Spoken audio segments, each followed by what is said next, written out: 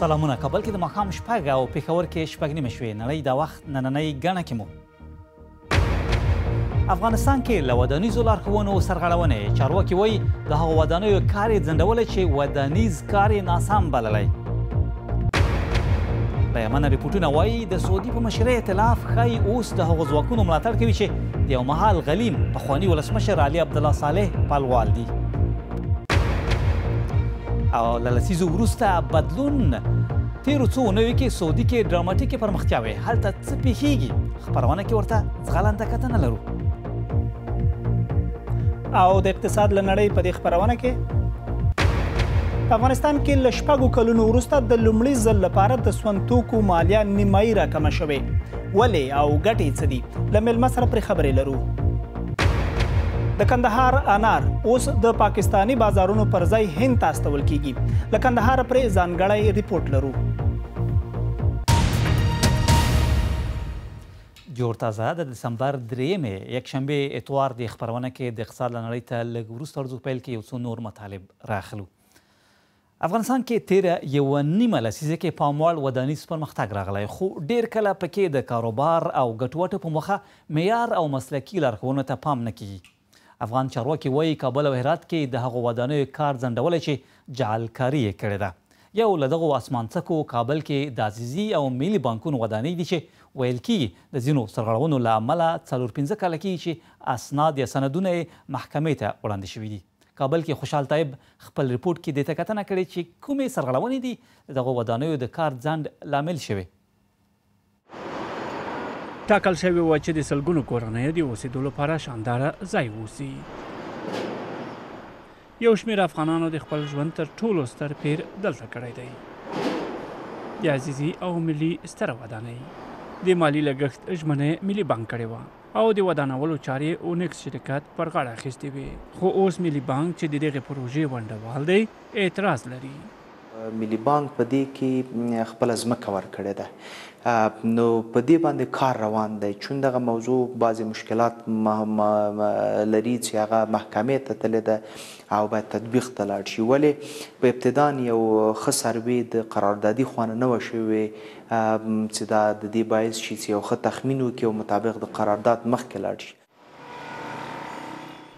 معتبرو سرچینو بي بي سي ته ویلي چې د ودانۍ اصلي نقشې کې ډېر بدلونونه رامنځته شوي. هغه ستنې چې په مځکې کې باید خښې شوي وي شمېر له 800 څخه 300 ته ټیټ شوی دی. پلانوالی هم له 120 سانتي مترو څخه 80 ته او ژوروالی له 10 مترو څخه 1500 ته ټیټ شوی دی. کابل ښاروالي هم تر دې ځایه د دوی له کاره خوښه نه ښکاري. این ساختمان در شروع به شکل خودسر پر دغې ودانۍ په پیل کې د ښاروالۍ له جواز پرته کار پیل شوی و، خو وروسته یې بیا ښاروالۍ ته مراجعه وکړه. د بي بي سي له پرلپسې هڅو سره سره د اونکس شرکت مسؤلین په دې اړه د خبرو لپاره حاضر نه شول. دا یو له هغو سترو ودانیو ده چې چارې د مسؤلینو په وینا د سرغړونې له کبله بندي شوي دي. اړوند مسؤلین وایي هغه نقشه چې په سر کې دغې ودانۍ مسؤلینو ته ورکول شوې وه د هغې له مخې کار نه دی کړی او اوس سلګونه هغه کسان چې په دغه ودانۍ کې د استوګنې تمه درلودله همداسې انتظار پاتې دي. دغه ستره ودانۍ د ښاروالۍ له څارنې پرته له څو کلونو راهیسې همداسې پرېښول شوې، خو کابل ښاروالۍ د طبیعي پیښو پر وړاندې د دغه ودانۍ د مقاومت په اړه اندېښنه لري. دا یوازینۍ ودانۍ نه ده چې په کابل کې دا شان جوړه شوې، بلکې د افغانستان په نورو لویو ښارونو کې ورته ودانۍ او ورسره ګډې لانجې هم کمې نه دي. خوشحال طیب، بي بي سي، کابل. افغانستان کې ودانیز بدلون خو د کیفیت او معیار په اړه اندېښنې. نو راځئ دلته خپرونه کې د خپلې ویبپاڼې یادونه هم وکړو که په موبایلونو کې انټرنیټ ته لاسرسی لرئ کولی شئ زموږ ویبپاڼې ته هم ورشئ. بي بي سي پښتو ټکي کام کې افغانستان کې د ودانیو په اړه نور مطالب هم لوستی شئ. خپرونه کې اوس یو څو نور لنډ خبرونه. جلال آباد کې نن یو ځانمرګي برید چې شیرزي لوبغالي ته څیرمه شوی لږ تر لږه 6 کسان وژل شوي او 14 نور ټپیان دي، خو د ننګرهار د عامې روغتیا ادارې ویلي له پیښې 3 مړي او 15 ټپیان وژل شوي دي. د ننګرهار د ولي ویاند ویلي وژل شوي او ټپیان ټول ولسي وګړي دي. همدې وخت کې افغان استخباراتي چارواکي وایي هلمند کې د طالبان یو جګپوړی قماندان ملا شاه ولي موسی کلکي په یوه هوایي برید کې وژلی دی. دی د طالبانو د ځانګړې عملیاتي ډلې مشر بلل شوی دی. افغان ولسمشر اشرف غني د پرونیو هغو څرګندونو په اړه له ښځو بښنه غوښتې چې ځینو ښځینه فعالانو سپکاوی بللی و. افغان ولسمشر پرون خپل وینا کې د هغو ادعاو پر وړاندې د خپل حکومت له چارواکو دفاع کړې وه چې ویل یې د داعش ملاتړ کوي. د ویلي هغوی چې د ادعاوې کوي یعنې د خپل وینا کې ویل یا یې د ثابتې کړي او یا د په وینا پاړوني یا څادر پر سر کړي. جنوبي کوریا سمندرغاړي ساتونکي وایي د کبانو نیولو سفر پر مهال 14 کسان د دوی د کښتۍ او د تیلو یو ټانکر ترمنځ د ټکر له امله مړه شوي دي. دغه هېواد لویدیځ سمندرغاړي کې د کښتۍ کپټان او د یو بل کس ژغورنې عملیات روان دي چې لا تر اوسه ورک دي. د تیلو لېږدونکې بېړۍ سپرلۍ ترمنځ بیا د کومې مرګ ژوبلې راپورټونه نه دي ورکړل شوي. مرستندویه ایجنسۍ خبرداری ورکوي د پرسونل ضد ماینونه یا ورته وسایلو له امله مرګ ژوبله ان 20 کاله وروسته له هغه هم په مخ په لوړېدو ده چې یو نړیوال تړون کې پر کارولو بندیز لګېدلی و. دوی وایي د داعش او طالبانو په څیر ځینې اورپکې ډلې په خپله جوړ کړي سړک غاړې بمونه یا نور مځکني چاودېدونکي توکي کاروي. سپتمبر کې د بنګلادیش لومړی وزیر هم ملګرو ملتونو ته ویلي له میانمار سره د هېواد د پولې پر دواړو غاړو مځکني ماینونه ښخ شوي دي. د یمن له پلازمینې سانا رپورټونه وایي د سعودي په مشره ائتلاف د حوثي وسلوالو مورچې په نښه کړي داسې یو ګام کې چې ښکاري موخی د پخواني ولسمشر علي عبدالله صالح د پلویانو مرسته او ملاتړ وي. د هوایي بمباري سانا کې د حوثي وسلوالو او د صالح پلویانو ترمنځ له سختې 4 ورځنۍ جګړې وروسته کیږي چې د دواړو ترمنځ پکې ائتلاف ړنګ شوی دی. ښاغلي صالح ویلي له سعودیانو او د دوی ائتلاف سره یې که په وینا یې د یمني ملکیانو پر وړاندې بریدونه ودرول د نوې پاڼې اړولو لپاره چمتو دی. د یمن تعز ښار چې 600,000 وګړي لري اوس په یوه خپکۍ اوښتی. دا ښار د جګړې تر درانه بار لاندې د ډوبېدو په حال کې دی. دلته هیڅوک پر حالاتو کنټرول نه لري. کوڅې له خځلو ډکې دي. ان په ځایي کانالونو کې هم د اوبو پر ځای خځلې پرتې دي. ډیری یې د انسانانو له چټلیو ډک پلاستیکونه دي. کولرا پکې په چټکۍ په خپرېدو ده. تعز ښار د دې هېواد د جګړې په لومړۍ کرښه کې پروت دی. دا جګړه د سعودي په ملاتړ د حکومتي ځواکونو او د هغو حوثي اغیانو ترمنځ روانه ده چې ویل کېږي ایران یې ملاتړ کوي. تعز ښار پر هغه لویه لار پروت دی چې د یمن شمال له سویل سره نښلوي. مطلب دا چې که تعز ښار مو ونیوه په اسانۍ سره کولی شئ د یمن په سویلي سیمو کې هم په جنګي جبهو برلاسي شئ. په دې جګړه کې یوې خوا هم د پام وړ سیمه نه ده نیولې. نښتې دوام لري او ولسي وګړي پکې راګیر دي. د سعودي په مشرۍ د ائتلاف هوایي ځواک وروسته له 2 کلونو لا هم میدان نه دی ګټلی. د دوی پوځ اوس هم په جګړه کې ایثار پاتې دی او د وتلو لار نه لري. په دې جګړه کې بریا ډیره لرې ښکاري. په یمن کې د ډیرو کمو خلکو داسې یو وخت په یاد دی چې جګړه پکې نه وه. یو مهال د عدن ښار د برټانیا تر نیواک لاندې و. بیا کمونیزم راغی. ورپسې کورنۍ جګړه پیل شوه او اوس د سیمه ییزو ځواکونو ترمنځ نیابتي جګړه روانه ده. سعودي عربستان په دې جګړه کې کلیدي رول لري. دا د هغه پلورنځي کنډواله ده چې په یوه هوایي برید کې لګېدلی. له دومره ویجاړۍ او مرګ ژوبلې سره داسې بریښي چې دا جګړه به هم لکه د نورو عصري کړکېچونو هغو په څیر یوازې له سیاسي لارې حل ته رسیږي. په دې څانګه کې ټول خوارځواکي ماشومان د لویو جنګي پلانونو قربانیان دي. کړکېچ د منځني ختیځ د ځواکمنو لوبغاړو تهران او ریاض ترمنځ روان دی او یمن په منځ کې ایثار پاته. پوښتنه دا ده چې په جګړه کې زیږېدلي دا ماشومان به آیا سوله کله هم وویني او که نه؟ خبرونه کې د لوبو سپورټ خبرونو ته هم وار ورکوو. کرکټ کې د اشیز 2مه ټیسټ لوبه کې پاتې کېدو لپاره سختې سیالۍ سره بعد د انګلند ټیم یا لوبډله مخامخ ده. وروسته له هغه چې د شاون مارش سلیزي اډلیډ کې د لوبې پر 2مه ورځ اصلیت بشپړ برلاسۍ ور په برخه کړ. مارش 126 منډې کړې او لا نه دی سوځېدلی چې استرالیا ورسره د 8 لوبغاړو په سوځېدو 442 منډې وکړې. بیا انګلند بیټینګ ته راغی چې مارک سټونمن یوازې په 18 منډو وسوځېد. ورپسې ورځ باراني شوه او د لوبې 19 اورونه یې هم ورسره یوړل. انګلند اوس د یو لوبغاړي په سوځېدو په 29 منډو 414 منډې شاته دی. الیسټر کوک 11 منډې کړې او جیمز وینس لا باید د منډو خپل بخت وازموي. فوټبال کې د انګلستان پریمیر لیګ نن 2 لوبې کوي. بورنموث هم د اوس د ساوثهمپټن سره لوبه کوي چې لا تر اوسه یې لوبه یو 0-0 برابره ده. نن وروسته به مانچستر سیټي د ویسټ هام پر وړاندې لوبیږي. بیګا شپه بیا مانچستر یونایټډ د ارسنال پر وړاندې په زړه پورې سوبه لرله. مانچستر یونایټډ په بېرحمۍ د ارسنال دفاعي تېروتنو ته سزا ورکړه چې له 13 جنورۍ راهیسې لومړی لوبډله شو چې د ارسنال خپل لوبغالي کې ترې لوبه ګټي. چلسي هم د نیوکاسل پر وړاندې لوبه 3-1 وګټله. او سعودي له لسیزو غروب بدلون وروسته د ډراماتیکو پرمختیاوو لیدونکی دی. د ژوند عصري کول، د ښځو حقونه او د ایران پر وړاندې غلیمانه دریځ، دا ټولې خبرې د نوي مشرتابه اجنډا کې دي چې تر ډیره تر شا ځوان ولیعهد محمد بن سلمان دی.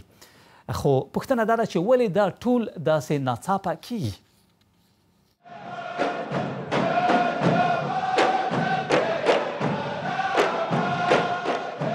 په سعودي کې څه پیښیږي؟ لوی هوټلونه په زندانونو بدل شوي، خورا شتمن شهزادګان بندیان دي، ترینګلتیا زیاته شوې، نیابتي جګړې او هر څه په چټکۍ پر مخ ځي چې پوهېدل پرې ګران بریښي. دا هر څه په ځوان ولیعهد محمد بن سلمان څرخي. انګیرل کیږي چې د ځان د عربي نړۍ په تر ټولو پیاوړي کس بدل کړی. خو د سعودي په اوسني بدلون د پوهېدو لپاره باید پخوا ته ورشو. د عبدالعزیز السعود په نامه یو کس و. د درېیمه پاچاهي جوړه کړه. کله چې مړ شي پاچاهي یې له خلیجه تر سره سمندره، له عراق تر یمنه غځېږي. پاچا څو درجنه زامن لري. دی غواړي پاچاهي یې له یوه بل ته پاته شي. تیل د هیواد اصلي شتمني ده. ورونه د قبیلو مشران شول، واک یې ترمنځ ویشل شوی او یو ډول برابري یې رامنځته کړې. د لسیزو لپاره هر څه له ټیکاو ډک، ورو او له وړاندوینې سره سم روان وو. اوس سلمان بن عبدالعزیز پاچا دی. د ده ډیری ورونه مړه شوي او داسې ښکاري چې پاچاهي به راتلونکي نسل ته پاتې وي. محمد بن نایف د پاچا وراره او ولیعهد دی. دا باوري کوي چې پاچاهي د السعود کورنۍ بیلو برخو ته لیږدول کیږي. بیا دا پیښ شول. کمزوری پاچا سلمان سمدستي زموږ اصلي کرکټر خپل لوړخیالی ځوان زوی محمد مرستیال ولیعهد نوموي. 2 کاله راوړاندې پاچا سلمان محمد بن نایف لرې کوي او محمد بن سلمان ولیعهد ټاکي. دا د پاچاهۍ د ځایناستۍ اوږدمهاله دود ماتوي او هر څه په یوه سیاسي ډرامه بدلوي. محمد بن سلمان په چټکۍ واک نیسي او خپل مخالفین راټولوي. ځینې یې میلیارډر سوداګر دي. د ملي ګارډ مشر هم پکې شامل دی.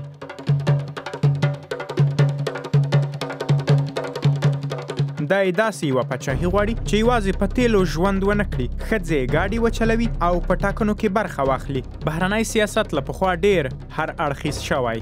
دا یې د یوه نوي سعودي وعده ورکوي. دا یوه ښه پایله ښکاري، خو داسې نه ده. تر شا یې لوی ګواښونه دي. د ده وروستی سیاسي قمار کولی شي د ده اقتصادي لید اغیزمن او پانګوال ګوښه کړي. د ده سیمه ییزې پالیسۍ ډېرې لانجمنې دي. سعودي له ایران سره په لفظي جګړه بوخت دی او په یمن کې بیا په مخامخ جګړه کې ښکیل دی. هیڅوک نه پوهیږي چې دا هیواد په کوم لور روان دی او د دغه ځوان شهزاده کیسه به چیرته پای مومي. د بي بي سي پښتو نړۍ د وخت را سره ملګري اوس هم خبرونه کې دمې ته ورنږدې کیږو چې بیرته راستنیږو. نو د اقتصاد له نړۍ اونیزې خبرونه کې مو ځانګړي مطالب یا ریپورټونه ته راغونډ کړي. نو چیرې مزې را سره اوسئ.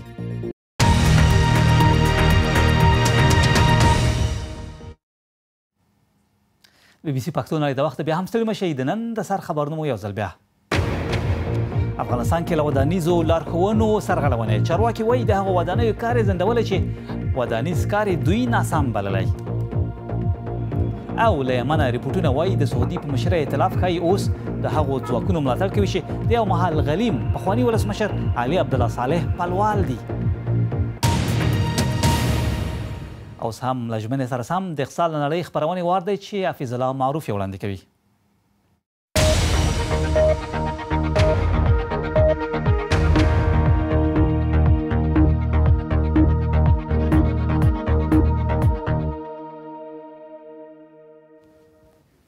نن د اقتصاد له نړۍ د اونیزې خپرونه کې د سیمې او نړۍ په اړه بېلابېل ریپورټونه او مطالب درته لرو. د خپرونې په پای کې د کندهار له انارو هم ځانګړی ریپورټ درته لرو، خو پیل د افغانستان کې د سون توکو پر مالیه کوو.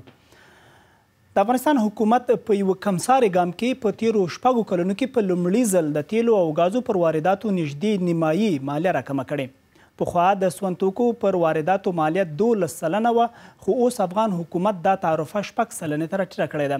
په افغانستان کې له دې پرېکړې مخکې د 1 بلر تیلو بیه $600 وه، خو اوس 450 ته راښکته شوې او د نورو سون توکو بیې هم ورسره راټیټې شوي دي.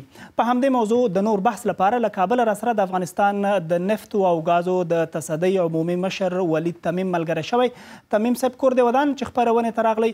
په نورو هیوادونو کې د سون توکو پر وارداتو تعرفې لوړیږي، خو په افغانستان کې بیا دا تعرفه کمه شوې. علت یې راته ووایه، علت یې په څه کې دی؟ کور ودان، زما سلامونه تاسو او تاسې درون لیدونکي دې ومني. دقیقا د افغانستان کې دا یو بېساری او تاریخي اقدام و د کابینې تاریخي تصمیم د اتوم د قوس کې. هدف د درې بوده لري. یو د مستهلکینو لپاره، د عام خلکو لپاره ارزانه سون مواد د ژمي په سر کې، دا هم یو اقدام کیدای شي. دوم د پانګوالو او د تجارو لپاره دغه حمایت په خاطر دغه تجارت د ودې لپاره هم دا تصمیم نیول شوی دی چې دی کولی شي په ښه بیه د مواد وارد کړي، یو رقابت ډېر شي پکې. او هغې تر څنګ هغې په سربیره تاسې خپله پوهېږئ د سون مواد داسې یو انرژي ده چې د هر تولید او د هر خدمت اجراتو کې د تولید تمام شد قیمت د تولید کې د تاثیر لري. بنان دا کولی شي د اقتصادي ودو او د اقتصادي چارو کې ډېر اهم رول ولوبوي. ارزانه خدمات راکړي عام خلکو لپاره، اقتصاد ته وده ورکړي، ډېر خلک په کاروبار شي، د پروازونو ټکټونه به ارزانېږي، دغسې د ترانسپورټي قیمتونه ارزانېږي، سره د ټولو خدماتو. ښه، تاسو خو د ولسي خلکو دپاره د ګټې خبره وکړه. که لږ راته په دې هم وغږېږئ چې دا پرېکړه به یوازې د کال په همدغې د ژمي په فصل کې وي، که نورو فصلونو کې به هم همدغه پرېکړه پلي کېږي چې اوس تاسو ورته اشاره وکړه؟ طبعا د هر پرېکړه باندې یو میعاد تعینېږي تر څو موږ په فصل د 3 میاشتو خپله دا تصمیم څېړو او نتیجه یې خامخا ټولو سره شریکېږي. دا دوام مومي. دا لومړني قدمونه دي د دا لوی سکتور تقریبا 4.5 میلیارډ ډالر او تجارت د دې لپاره دا لومړني قدمونه د تنظیم کېږي، د سکتور تنظیمیږي. او عام خلکو لپاره دا هم ډېر مهم ده چې په دې ژمي کې او په دې سر د ژمي کې د سون توکو ارزانه او خاصه توګه د اوبلن غازو قیمتونه به ډېر ټیټ شي انشاءالله. او په ضمن کې موږ دا بل ښه زیری ده چې د تعرفه د غازو هم نیمایي شوی ده، یعنې د 1 تقریبا تر 3 پورې دا ارزان شوی ده. ډېره مننه کوم کور مودان، د افغانستان د نفت او غازو د تصدۍ مشر تمیم ولید را سره. کور مودان چې خپرونه کې مو برخه را سره واخیسته. د چین په پلازمینه بیجینګ کې بیا د نړۍ سیاسي مشران سره جرګه شوي چې څه ډول یوه کړۍ یوه لاره پروژه پلي کړي. د دې ناستې په څنډو کې د چین کمونیست ګوند د نړۍ له سیاستوالو سره پر دې خبرې کوي چې څرنګه نور هیوادونه د چین په نوښت پیل شوې دې پروژه کې ورګډ کړي. د پاکستان د مخالف پیپل ګوند منشي فیصل کریم کوندي وایي دغه لار چې د چین له لویدیځه کاشغر ته پیلېږي او د پاکستان ګوادر ته رسیږي، ګټه به یې ډېره پراخه وي. موږ اپوزیسیون یو، خو په یوه کړۍ یوه لار کې چې د پاکستان چین په دهلیز یادیږي د حکومت ملاتړ یو. دا د پاکستان او چین راتلونکی دی، ځکه دا 14,000 کیلومتره واټن 3,000 ته راکموي او 45 ورځنی سفر 10 ورځو ته. او راځئ چې په انارو سره وغږیږو. حتما به مو انار لیدلی وي او حتما به مو خوړلی وي، هغه هم د کندهار انار چې اوس په افغانستان او سیمه کې خورا ډېر مشهور دي. اوس د کندهار کې له هغې وروسته چې هند ته د بازارو د تولید د دې تولیداتو البته لیږد پیل شوی ده، دغلته کچه ډېره شوې ده. زموږ همکار درانی ورغلی او د انارو له بازاره دغه ریپورټ راستولی دی. په کندهار کې د انارو د راټولولو فصل رسیدلی دی. دا باغ د کندهار لویدیځ دور ته په 25 کیلومتري کې د ارغنداب ولسوالۍ په یو څنډه کې پروت دی. که څه هم د کندهار نوم ښایي ګڼو ته اشنا وي خو د دغه ولایت د انارو خوند او رنګ ښایي تر هغه هم څو چنده زیات وي خو دودیزې باغداري د باغ لرونکو ستونزې زیاتې کړي د افغانستان دا سور رنګه میوه چې د دې هېواد د پولو ورهاخوا په نړیوالو بازارونو کې خپل ځانګړی ځای لري خو هلته د رسولو لپاره لا هم کروندګر او باغ لرونکي له ګڼو ستونزو سره مخامخ دي چې د دغه ستونزو د حل لپاره یوازې افغان حکومت کولی شي د کروندګرو سره مرسته وکړي هغه مرسته چې ښایي د کروندګرو په ژوند کې مثبت بدلون راولي او د افغانستان پر اقتصاد باندې ژور اغیز ولري او ښایي د کوکنار یو غوره بدیل واوسیږي بس مصارف ډېر په وکړو د شوکتا د دغه شوکچې د مرض دوا دپه نشته چې دغه شوکتا ګوره دا شوکتا چې وکړي هغه دا طریقه سي او چې شوکتا نه وکړي هغه دا طریقه سي هغه دغسې سي او دا یوه بله خبره دا ده چې دلته موږ د میوې د ساتونکي ځای نه لرو چې میوه موږ پکښې وساتو بس په یوه پلا شروع کړو په یوه پلا ګرده پاخه سي هغه هلته بازارو کې نه خرڅېږي ډم سي دلته چې اوس ویشتولونه یي چې ویشتول ته ولوېږي کرار په کراره دی راوځي بعد هغه نو بیا نرخونه پیدا کوي نو په فروش رسیږي د کندهار د تازه میوې د پلور په دغه لوی مارکیټ کې د انار تر ټولو ښه چاڼ پاکستان ته د لیږد لپاره آماده شوی سم یې ځي پاکستان ته سم مال هغه نور چې دی هغه در اوسه خو دلې کارېږي بیا نو شاید دغه هم خوري دلې په افغانستان کې هم کارېږي سم پاکستان ته هم ځي داسې نه دي چې یو مخکر د ځي پاکستان معیاري بستهبندي دلته د باغدارۍ د صنعت د غوړېدا زیری ورکوي د انګورو د راټولولو فصل پیل شوی د افغانستان د شمالي ولایتونو انګور له دې ځایه نړیوالو بازارونو ته لاره موندلې موږ $50 سنټه موږ پر یو کیلو باندې کرایه ورکول نو اوس 10 سنټ ورکوو نو واقعا تاجر دپاره دا یو ښه زمینه ده مساعد شوې ده خو د هندوستان لپاره نو دا ډېر یو ښه اقدام شوی دی او پر ځای اقدام شوی دی او ډېره میوه د انتقال شوې ده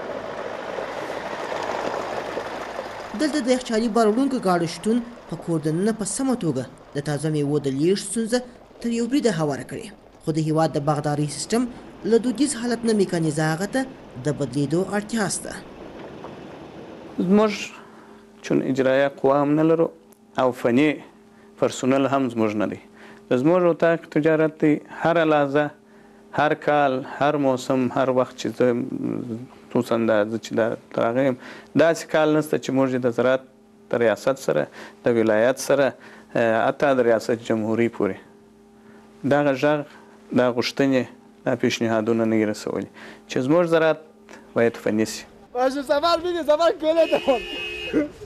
د تازه میوو صادرات د افغانستان د 15 سلنه صادراتو لویه برخه جوړوي افغان حکومت هڅه کوي هغه څه چې کابل د پاکستان لخوا اقتصادي کلابندي یادوي ماته او د دغه هېواد د میوو صادرات څو چنده زیات کړي خو په دغه هېواد کې د باغدارۍ نامعیاري صنعت افغانستان ته په نړیواله بازارونو کې سیالي ګرانه کړې ده مامون درانی BBC کندهار نو د اقتصاد له نړۍ خپرونه هم د انارو په همدې رپورټ پای ته ورسوو وخت ورکوو امان ته نو ډیره مننه د انار چې ستا سره دی دا خو د کندهار نه وي دا خو د کندهار نه ده دا د لندن ده لیکن یو خبره چې موږ نه هېره شوه تقریبا تیر کال 40,000 ټنه د کندهار انار د نړۍ نورو هیوادونو ته صادر شوي دي نو په همدې سره سږ کال تمه ده چې نور هم ډیر شي ډیره مننه د کندهار انار لکه څنګه مې چې رپورټ کې وکتل بازار ته ضرورت لري خپرونه همدومره بله سبا لوی سکتن مو مال